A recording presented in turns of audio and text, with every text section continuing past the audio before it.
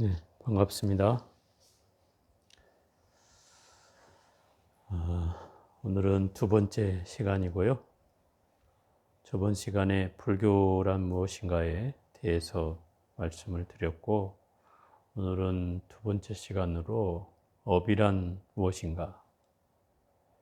불교라고 하면 상징적으로 업이 불교에서 제일 많이 말해지는 말이기 때문에 아마 업이라는 것은 불교의 어떤 상징과도 같은 말인데, 대체 업은 어디서 출발을 했고 또 이게 어떤 의미가 있으며 현재 우리가 수행하고 있는 것이 이 업과 어떤 관련이 있는지 이런 테마로 한번 얘기를 해보겠습니다.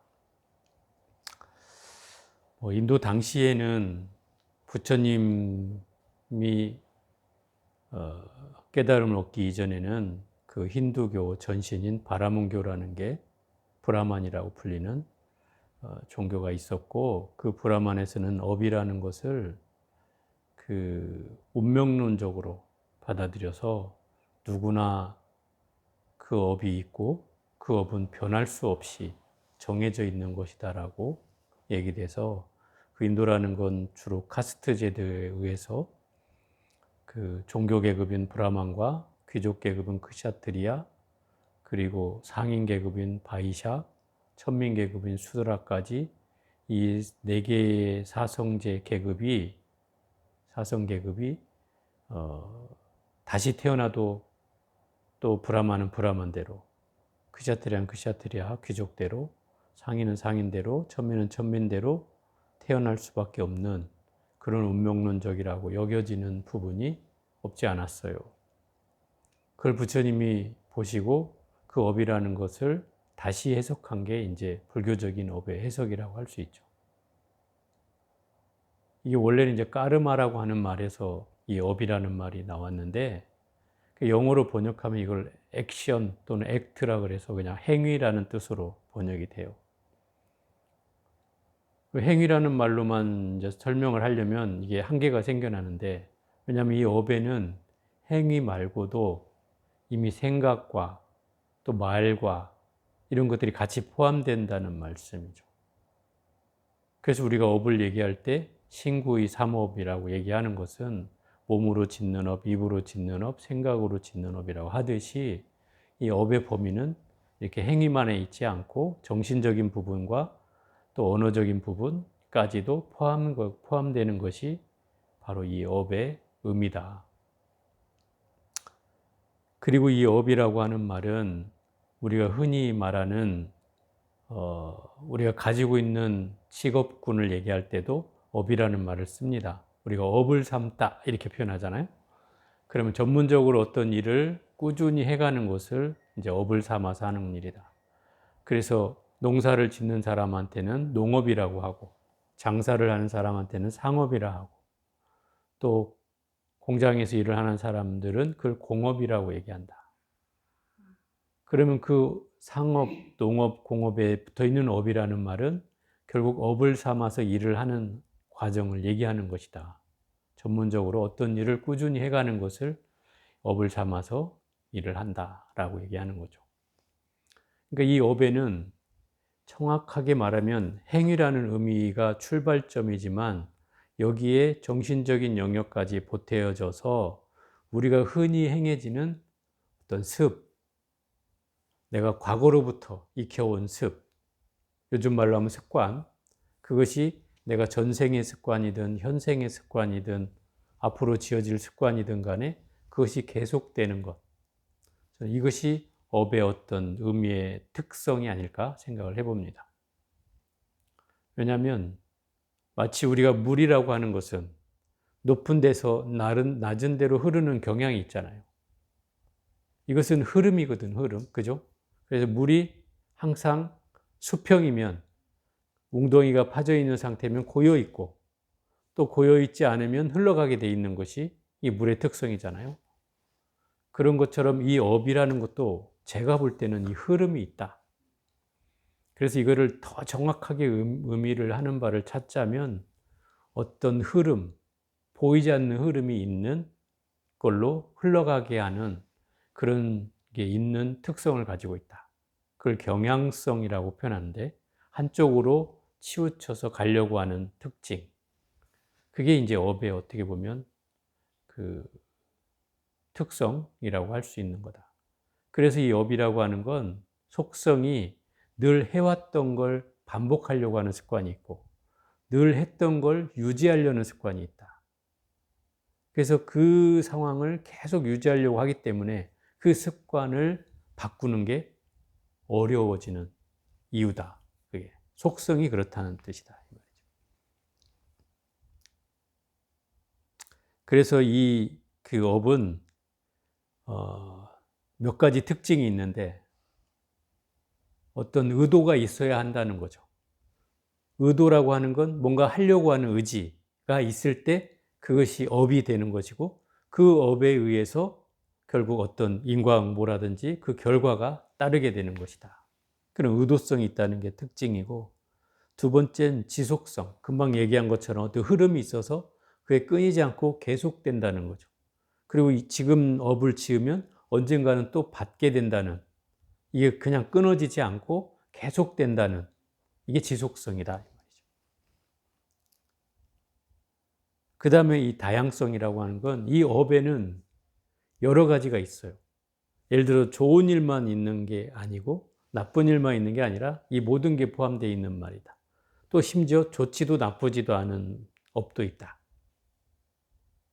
그래서 이 중간 업이 있죠. 이걸 이제 무표업이라고도 하는데 드러나지 않는 업이 있다 이 말이에요. 그래서 이 업이라는 건 이렇게 좋은 업과 나쁜 업과 좋지도 나쁘지도 않은 이런 업들의 형태를 가지고 있는 특성이 있다. 그리고 또 하나의 특징은 누적된다는 거죠. 누적이라는 것은 마치 차곡차곡 쌓이듯이 업을 지으면 그것이 계속 뭔가 누적이 돼간다. 그래서 사라지지 않는다는 거죠. 계속 쌓이니까. 그게 좋은 업을 지으면 좋은 업이 쌓이고 나쁜 업을 지으면 나쁜 업이 쌓이고 이렇게 계속 업이 쌓여간다는 거죠. 그렇기 때문에 이 업이라고 하는 그런 특징들은 결국 무언가를 계속 결과가 만들어지게 되는 그것을 이제 이 불교적 용어로는 인과응보라고 하고 또는 인연과보라고도 하고 이런 인연이라는 말을 쓰게 되는 것이다 이 말이죠. 왜냐하면 반드시 업에는 결과가 따르기 때문에 인과관계가 분명히 전개가 된다는 거죠. 지은 바가 있고 또 지은 조건이 있고 그거에 따라서 어떤 결과가 생겨난다는 것이 뭐 흔히 그 부처님 말씀을 빗대서 얘기하면 선인 낙과 악인 고가라 이래서 선한 원인을 지으면 즐거운 결과가 생겨나고 또 나쁜 원인을 지으면 괴로운 결과가 생겨나는 것이 그게 인과업보의 자연적인 논리다. 그래서 흔히 우리가 하는 말로 콩 심은 데는 콩 나고 팥 심은 데는 팥 난다고 하는 이유다. 물론 요새는 이제 뭐 유전자 조작에 의해서 뭐 다른 형태로도 나타나진 하지만 순리는 그렇다고 하는 것이고 그 업에는 크게 우리가 나눈다면 세 가지 업이 있고 그걸 삼업이라고 하는데 신구이 삼업이라고 한다. 신구이라고 하는 말은 몸으로 짓는 업을 신업, 입으로 짓는 업을 구업, 그리고 생각으로 짓는 업을 의업이라고 하는데 이걸 삼업이라고 한다. 그래서 결국 세 부류로 짓는 업이 업을 총칭으로 하는 말이고 그 몸으로 짓는 업에는 우리가 살생을 하거나 도둑질을 하거나 사음을 하는 이런 업을 신업이라 하고 또 입으로 짓는 업은 네 가지가 있는데 구업이라고 해서 망어, 그 다음에 기어, 양설, 악구 이 네 가지가 이제 구업이다. 의업, 아니 그 입으로 짓는 업. 망어는 거짓말하는 것이고 기어는 비단기자니까 꾸며서 말하는 것이고 또 양설은 이제 혀가 두 개라는 뜻이니까 이간질하는 뜻이고 악구는 험한 말이나 아주 거친 말, 쓸데없는 말을 하는 것을 이제 악구라고 한다. 이게 이제 입으로 짓는 업이죠. 또 생각으로 짓는 업이 의업이 세 가지가 있는데 이것을 탐해, 진해, 우치라고 해서 욕심내고 성내고 어리석은 것. 이것이 생각으로 짓는 업의 대표적인 세 가지다. 그럼 결국 이 삼업이라고 하는 것은 액션으로, 행위로 짓는 업이 몸으로 짓는 업이라면 또 이 말의 습관으로 짓는 업이 구업이고 또 생각으로 짓는 업이 의업인데 이 세 가지 업으로 인해서 이 업이 결정되고 그 업의 어떤 결과가 따르는 것이 인과응보다. 이렇게 설명할 수가 있죠. 근데 왜 이 업이 이렇게 불교에서는 강조가 되느냐 하면 이 업이 좋은 점과 나쁜 점을 다 가지고 있어요. 그죠? 선업과 악업이라는 좋은 점과 나쁜 점을 가지고 있는데 이 선업이 증장됐을 때는 이게 수행으로 연결이 되고 악업이 증장됐을 때는 어리석음으로 연결이 된다 이 말이에요. 그렇기 때문에 이 업을 불교에서는 강조를 하는 이유다. 그리고 이 업이라고 하는 건 결국 어떤 뜻이냐면 내가 어떻게 살아야 될 것인가, 어떻게 이 세상을 살아야 될 것인가를 설명해 주는 부처님의 말씀 가운데 설명해 주는 대목이어서 이 업이라고 하는 것을 알아야 되는 이유가 된다. 결국은 부처님이 이런 말씀을 해요. 다음 생에 우리가 윤회하는 것은 무엇이 윤회하는가? 이렇게 묻거든요. 사람이 무엇이 윤회한다고 생각해요? 사람이 다음 세상에 태어나는데 뭐 마음이 윤회를 합니까? 아니면 영혼이 윤회를 합니까? 아니면 몸뚱아리가 윤회를 합니까? 뭐가 윤회를 합니까? 생각이? 생각이 윤회를 한다. 이게 이제 그 전에는 부처님이 말씀하시기 전에는 이 다른 종파나 신흥 종교에서는 이제 뭐라고 표현하냐면 뭐 브라만 같은 데는 이제 뭐 윤회하는 게 아뜨만이 윤회를 한다. 아뜨만이라는 건 나라고 하는 실체가 이게 윤회를 한다. 이렇게 얘기를 했고 또 어떤 종파는 영혼이 윤회를 한다. 영혼이 윤회를 한다. 그래서 다음 생에 또 그 영혼이 또 받게 되는 것이다. 이렇게 얘기를 했어요. 근데 부처님이 이것에 대해서 명확한 답을 내려주시는데 바로 영혼도 아니고 아뜨만도 아니다. 나도 아니다. 그럼 뭐냐? 바로 우리의 업이 윤회를 하는 것이다. 이렇게 설명하고 있단 말이에요. 그러면 이 얘기를 우리가 잘 곱씹어 봐야 되는데 여러 가지 문제가 생겨요. 여기에서. 뭐가 문제가 생기냐면 과연 그러면 우리가 생각하는 윤회의 주체는 보통은 다 나라고 생각하거든요. 내가 윤회를 한다고 생각하고 또는 영혼이 윤회를 생각한다는 게 보통 사람들한테 물어보면 대부분 이렇게 대답을 해요. 근데 부처님은 그게 아니라고 하거든요. 그래서 무아라는 말이 나오는 이유가 거기에 있어요. 무아라고 하잖아요. 물론 이 다음 시간쯤에 또 나오겠지만 무아라는 건 나라고 하는 게 없다는 뜻이거든요.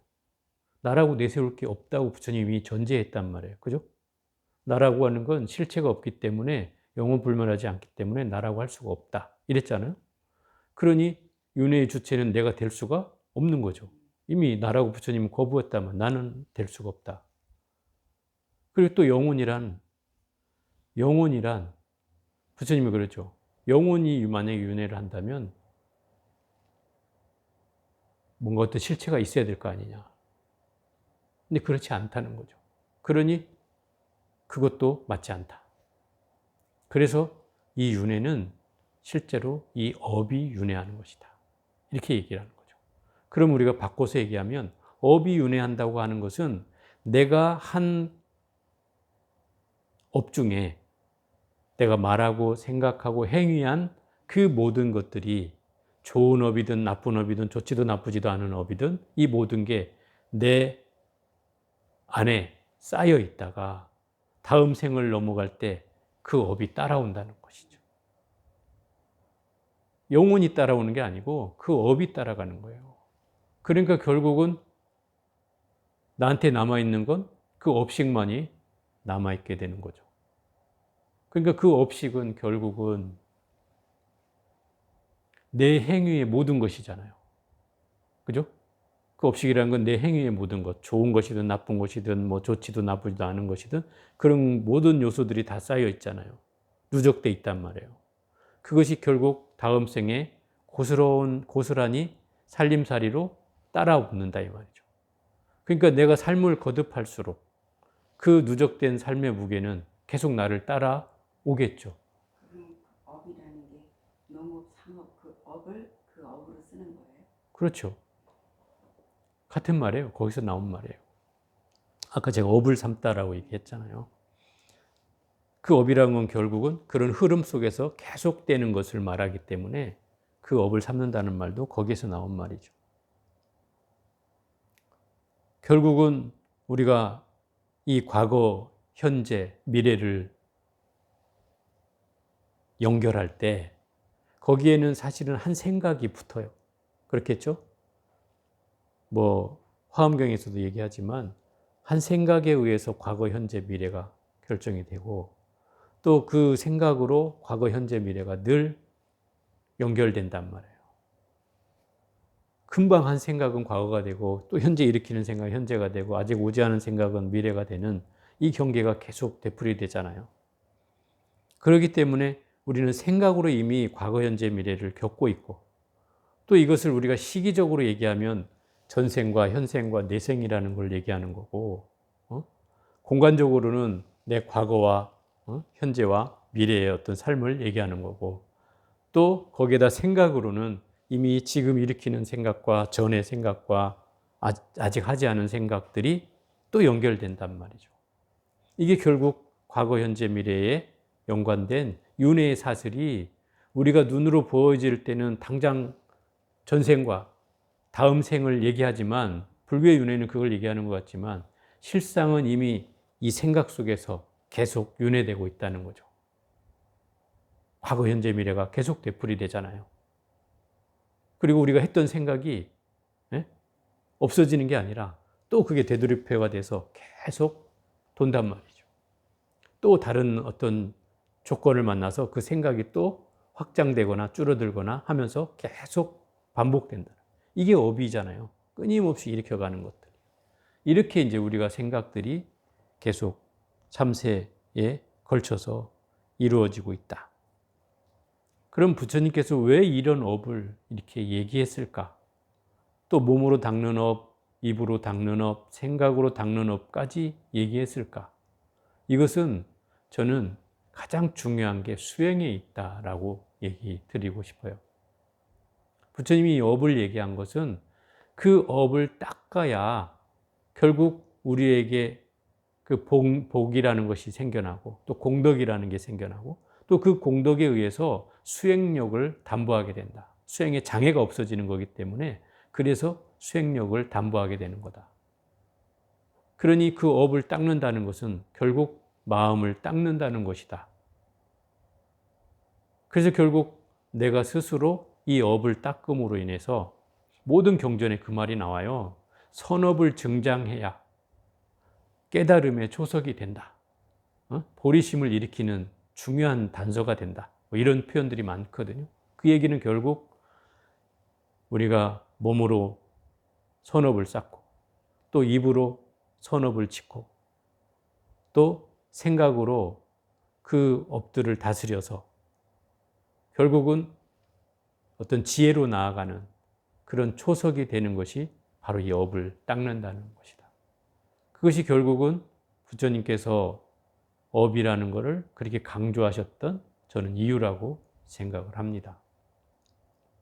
결국은 우리가 일으키고 있는 수행 가운데 뭐 강경하고 사경하고 또 참선하고 참회하고 그죠?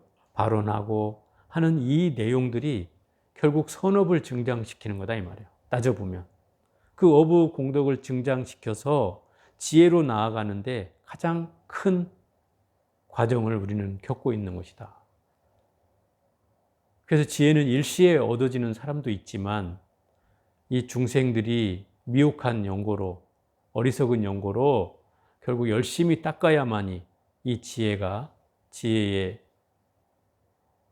등불이 우리에게 밝혀지기 때문에 그 지혜를 밝히는 일은 결국 이 업을 닦아야 되는 일이고, 그 업을 닦는다고 하는 것은 결국 내가 말하고 생각하고 행위하는 바를 끊임없이 알아차려야 된다는 뜻이다.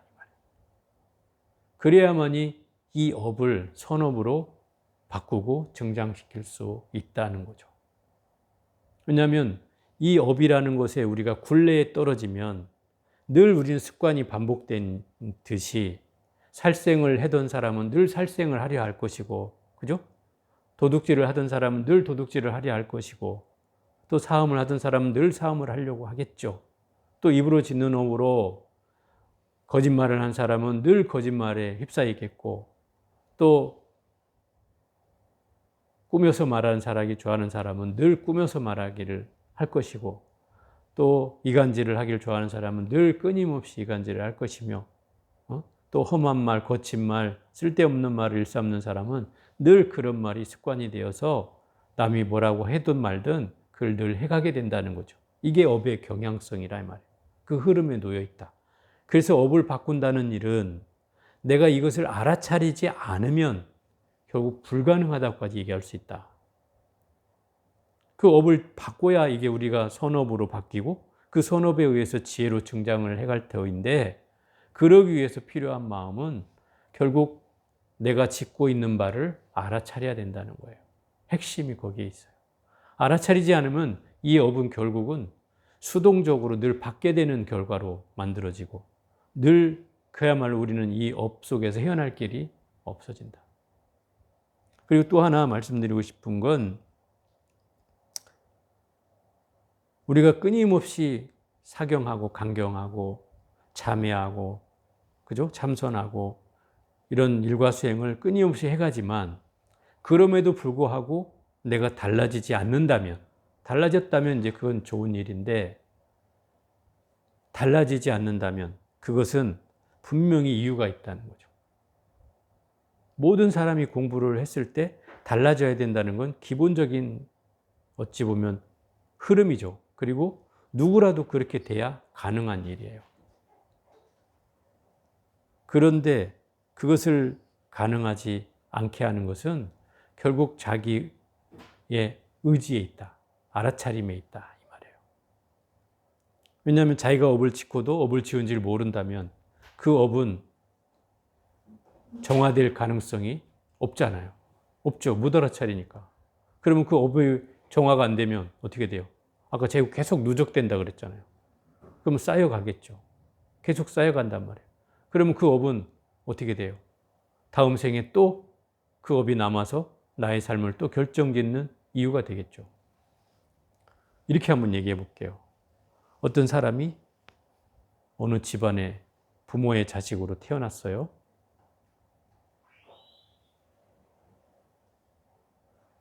그 부모의 자식으로 태어나서 이렇게 얘기를 해요.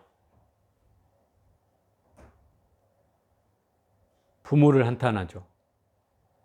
나를 왜 이렇게 낳아가지고 내가 이렇게 힘들게 살아야 되는지 모르겠다고. 이런 표현을 많이 하잖아요. 자식들이 이제 푸념하면 이제 부모를 원망하고 뭐 이런 사람들을 보게 되는데, 저는 그럴 때 그 사람한테 그런 얘기를 하죠. 이 부모를 만난 건 부모가 결정한 게 아니고 본인이 결정한 거다. 그게 본인의 업이다. 예를 들어 부모의 몸을 빌려 태어나기 때문에 부모가 만들었다고 생각하지만 사실은 그렇지 않다. 내가 부모를 선택하는 것이다.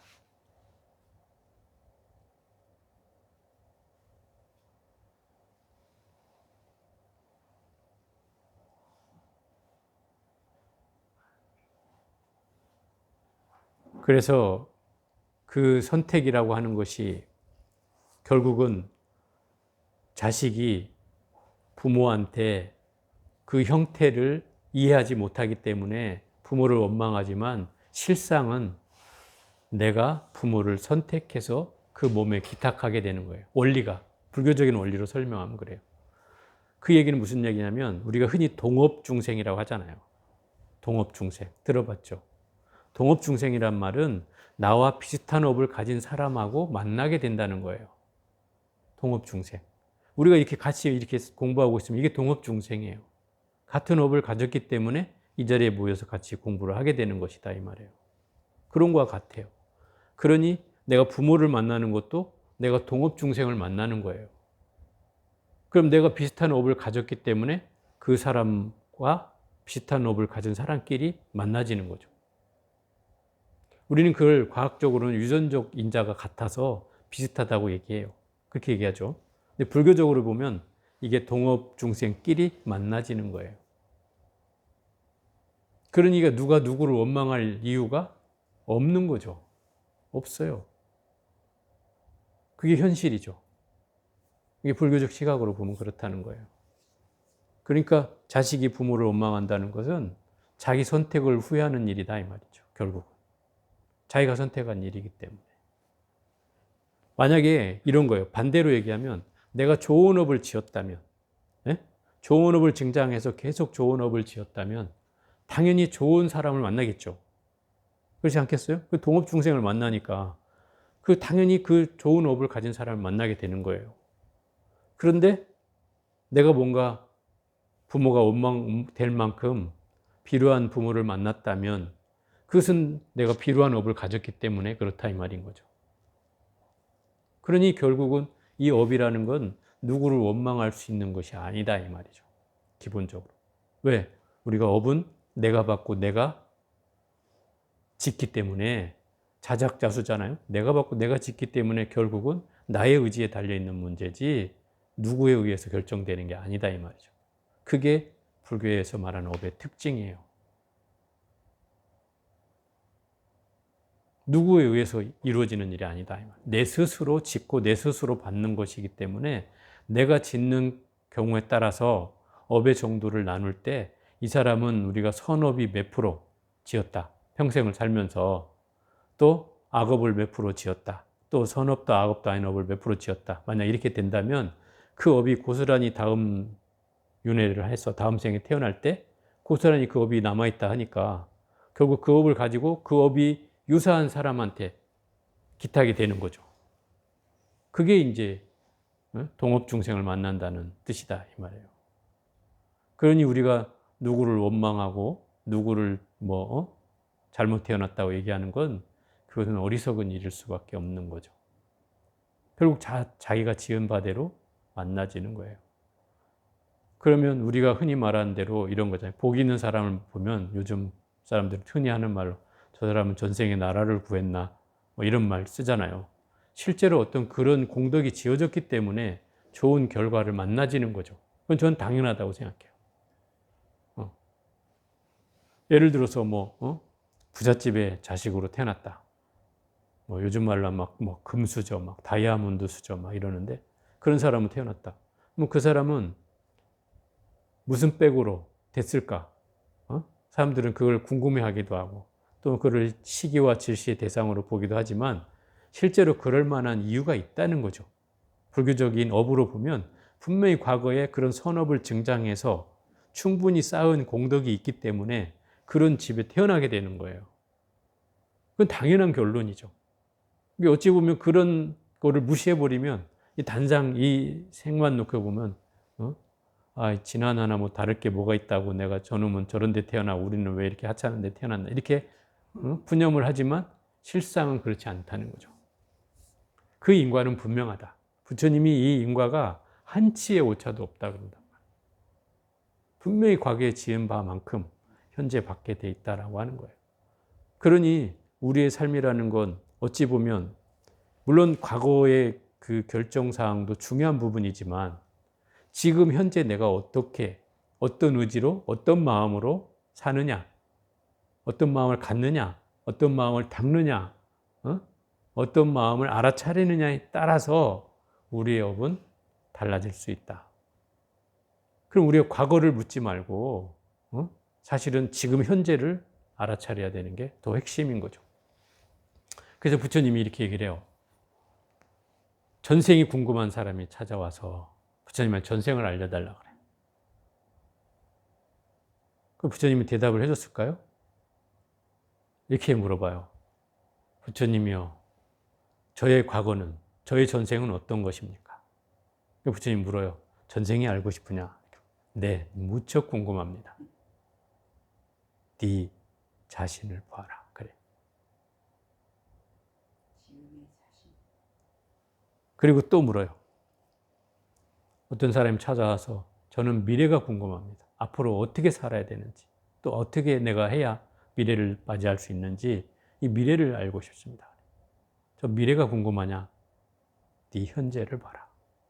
그런다. 이 얘기가 바로 이 업의 속성을 아주 단적으로 얘기해 주는 사례라고 생각이 들어요. 불교라는 종교는 이 업을 얘기하는 이유도 사실은 현재를 보라는 뜻이 핵심이다 이 말이죠.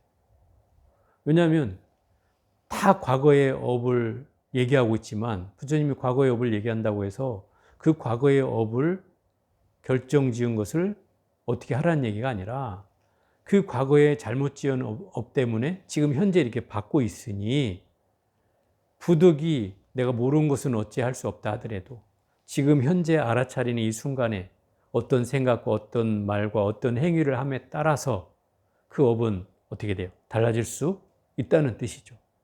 그러니 네가 현재를 알아차리고 현재를 제대로 보면 이 업은 얼마든지 바뀔 수가 있다. 이게 업이 운명론적이 아니라는 가장 큰 부처님의 이유죠. 또 전생이란 결국은 과거의 어떤 삶의 연장선상에 있는 거잖아요. 계속 뭔가가 누적되어 온 결과가 과거이고 또 그 과거와 현재는 과거 플러스 현재까지 해서 현재가 되는 거잖아요. 그죠? 그게 현재고 또 미래는 현재의 과거와 현재와 또 계속된 삶이 만나서 또 미래가 되는 거란 말이에요. 그러니 모든 기준은 현재에 있을 수밖에 없다. 이런 거죠. 부처님 말씀이 그거예요. 네 현재에 이미 과거도 포함되어 있고 그잖아요. 그 사람은 과거를 현재에 포함하고 있죠. 그 결과니까. 또 미래는 현재 내가 어떻게 지느냐에 따라서 달라지니 현재를 네가 제대로 보면 미래도 보인다는 거죠. 또 아까 제가 말한 것처럼 업의 속성은 흐름을 갖는다고 했잖아요. 그러니 이 사람이 흘러온 바를 과거로부터 지금까지 살펴보면 앞으로 어떻게 흘러갈 것인지는 이건 뭐 쪽집게가 아니어도 뭐 선모당이 아니어도 대략은 알 수 있어지는 거잖아요. 그죠? 그게 업의 흐름이라는 거죠. 그러니까 결국은 제대로 이 업이라고 하는 것을 어떻게 우리가 받아들여야 될 것인가를 생각해 보면 결국 이 업이라는 건 수행의 의미로 우리가 이해를 해야 하고 결국 마음을 닫고 마음을 잘 증장시켜서 지혜로 나아가는 가장 초석을 이 업을 통해서 만들어야 된다는 것이 이 부처님 말씀의 저는 핵심이지 않을까 생각을 해봅니다. 결국 이 신구의 삼업을 얘기하는 것은 결국 내가 말하고 생각하고 행위하는 그 업을 알아차려서 그것을 닦아가는 것이 바로 수행의 핵심이기 때문에 불교 수행은 마음을 닦는다라고 하는 말은 결국 이 신구의 삼업을 닦는다는 것이다 이 말이에요. 왜냐하면 몸으로 짓는 업이라는 것도 다 생각을 통해서 일어나기 때문에 결국 우리가 생각을 다스리면 당연히 입도 다스려지고 행위도 다스려지게 되는 것이죠. 그래서 핵심은 결국 그 생각을 알아차리는 데 있고 그 생각을 잘 다스려서 그것을 뭔가 수행의 힘으로 지혜롭게 증장시켜 나간다면 그게 바로 업이 우리에게 있어서 큰 의미를 갖게 된다는 것을 얘기한다고 생각이 듭니다.